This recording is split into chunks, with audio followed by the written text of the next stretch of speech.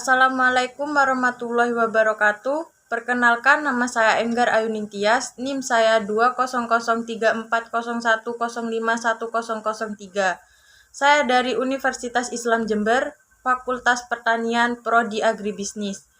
Di sini saya akan mempresentasikan tentang TAP MPRS nomor 25 MPRS 1966 tentang pembubaran Partai Komunis Indonesia atau PKI dan larangan setiap kegiatan untuk menyebarkan atau mengembangkan paham atau ajaran komunisme atau Marxisme-Leninisme.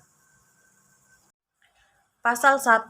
Menerima baik dan menguatkan kebijaksanaan Presiden, Panglima Tertinggi Angkatan Bersenjata Republik Indonesia, Pemimpin Besar Revolusi, Mandataris Majelis Permusyawaratan Rakyat Sementara, berupa pembubaran Partai Komunis Indonesia, termasuk semua bagian organisasinya dari tingkat pusat sampai ke daerah, beserta semua organisasinya yang seasas, berlindung, bernaung di bawahnya, dan pernyataan sebagai organisasi terlarang di seluruh dua wilayah kekuasaan negara Republik Indonesia bagi Partai Komunis Indonesia, yang dituangkan dalam keputusannya tanggal 12 Maret 1966 nomor 1 S/1966 dan meningkatkan kebijaksanaan tersebut di atas menjadi ketetapan MPRS.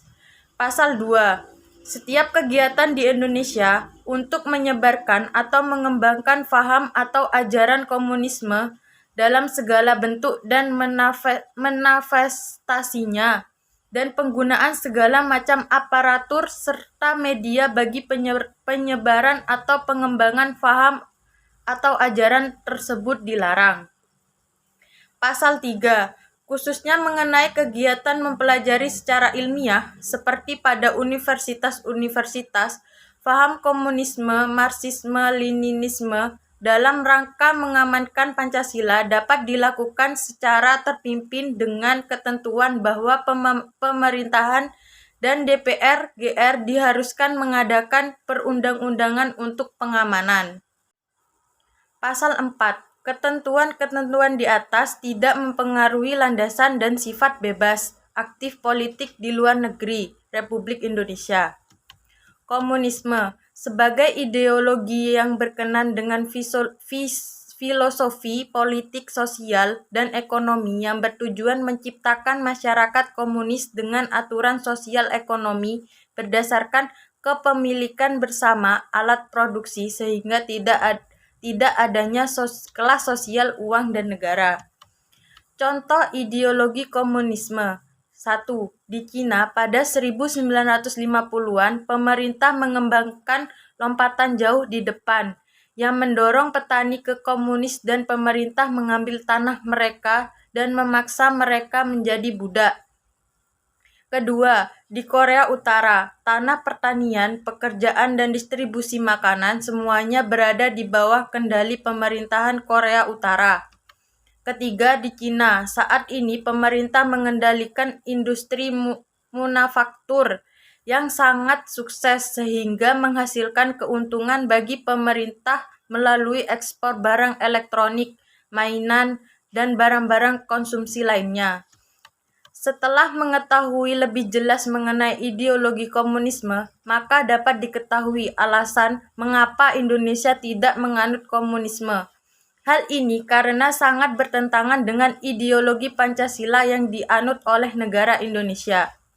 Marxisme-Leninisme, ideologi politik yang dimiliki Partai Komunis Uni Soviet dan Komintern, dan para pendukungnya menganggap ideologi ini berakar dan Marxisme dan Leninisme. Istilah ini dimunculkan oleh Joseph Stalin. Bab 1. Bentuk dan kedaulatan negara. Pasal 1. Menetapkan bentuk negara kesatuan dan republik mengandung isi pokok pikiran kedaulatan rakyat. Majelis Permusyawaratan Rakyat ialah penyelenggara negara yang tertinggi. Majelis ini dianggap sebagai penjelmaan rakyat yang memegang kedaulatan negara. Bab 3. Kekuasaan pemerintahan negara. Pasal 4 dan Pasal 5 ayat 2 Presiden ialah kepala kekuasaan eksekutif dalam negara. Untuk menjalankan undang-undang, ia mempunyai kekuasaan untuk menetapkan peraturan pemerintahan atau profur reglementer. Pasal 5 ayat 1. Kecuali executive power, Presiden bersama-sama dengan Dewan Perwakilan Rakyat menjalankan legislative power dalam negara. Pasal 6, 7, 8, 9 telah jelas. Pasal-pasal 10, 11, 12, 13, 14, 15. Kekuasaan-kekuasaan Presiden dalam pasal-pasal ini ialah konsekuensi dari pendudukan Presiden sebagai kepala negara. Bab 4. Dewan Pertimbangan Agung. Pasal 16. Dewan ini ialah Council of Staff yang berwajib memberi pertimbangan-pertimbangan kepada pemerintah. Ia sebuah badan penasehatan belaka. Bab 9. Kekuasaan kehakiman. Pasal 24 dan 25. Kekuasaan kehakiman ialah kekuasaan yang merdeka, artinya terlepas dari pengaruh kekuasaan pemerintah.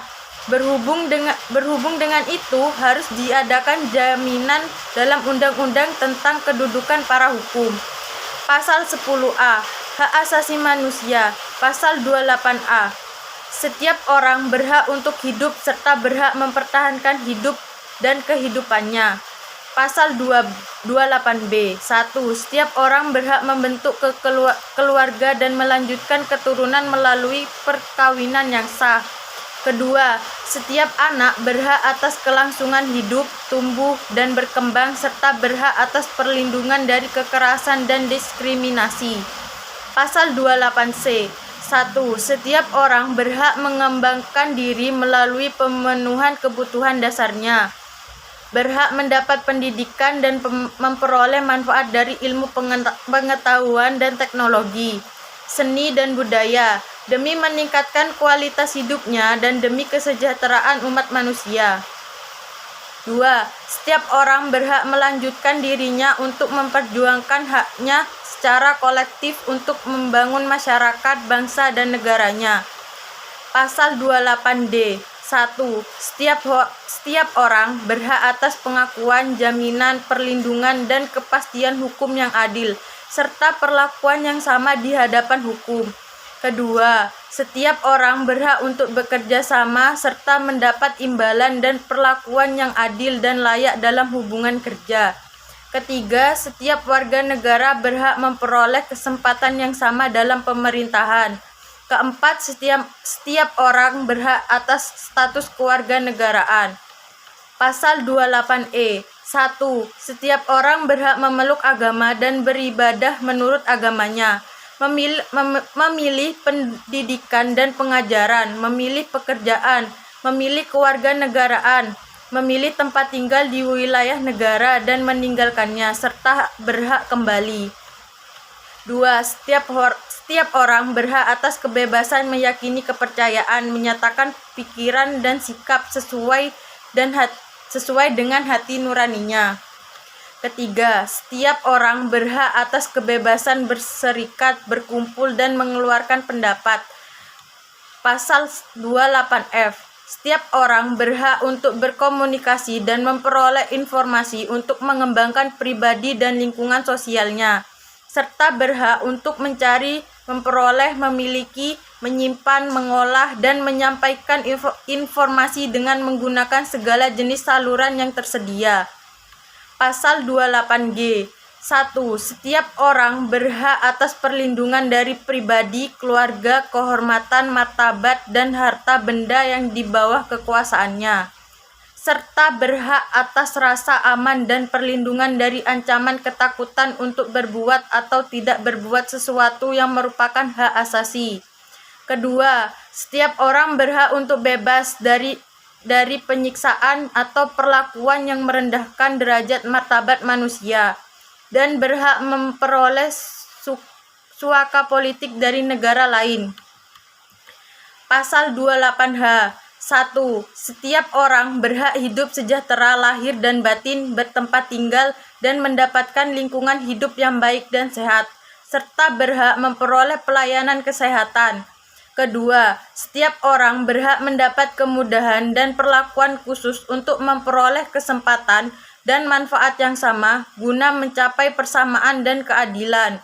Ketiga, setiap orang berhak atas jaminan sosial yang memungkinkan pengembangan dirinya secara utuh serta manusia yang bermartabat. Keempat, setiap orang berhak mempunyai hak milik pribadi dan hak milik tersebut tidak boleh diambil alih secara sewenang-wenang oleh siapapun. Pasal 28I. 1. Hak untuk hidup, hak untuk tidak disiksa, hak kemerdekaan pikiran dan hati nurani, hak beragama, hak untuk tidak diperbudak, hak untuk diakui sebagai pribadi di hadapan hukum, dan hak untuk tidak dituntut atas dasar hukum yang berlaku surut adalah hak asasi manusia yang tidak dapat dikurangi dalam keadaan apapun. 2. Setiap orang berhak dari perlakuannya yang bersifat diskriminatif atas dasar apapun, berhak mendapatkan perlindungan terhadap perlakuan yang bersifat diskriminatif itu. 3. Identitas budaya dan hak masyarakat tradisional dihormati selaras dengan perkembangan zaman dan peradaban. 4. Perlindungan, pemajuan, penegakan, dan pemenuhan hak asasi manusia adalah tanggung jawab negara, terutama pemerintah. 5. Untuk menegakkan dan melindungi hak asasi manusia sesuai dengan prinsip negara hukum yang demokratis, maka pelaksanaan hak asasi manusia dijamin, diatur, dan dituangkan dalam peraturan perundang-undangan. Pasal 28J. 1. Setiap orang wajib menghormati hak asasi manusia orang lain dalam tertib. Bab 12. Pendidikan. Pasal 31 ayat 2 telah jelas kebudayaan bangsa ialah kebudayaan yang timbul sebagai buah usaha budidaya rakyat Indonesia seluruhnya. Kebudayaan lama dan asli yang terdapat sebagai puncak-puncak kebudayaan di daerah-daerah di seluruh Indonesia. Terhitung sebagai kebudayaan bangsa, usaha kebudayaan harus menunjukkan ke arah kemajuan adab, budaya, dan persatuan, dengan tidak menolak bahan-bahan baru dari kebudayaan asing yang dapat mengembangkan atau memperkaya kebudayaan bangsa sendiri, serta mempertinggi derajat kemanusiaan bangsa Indonesia.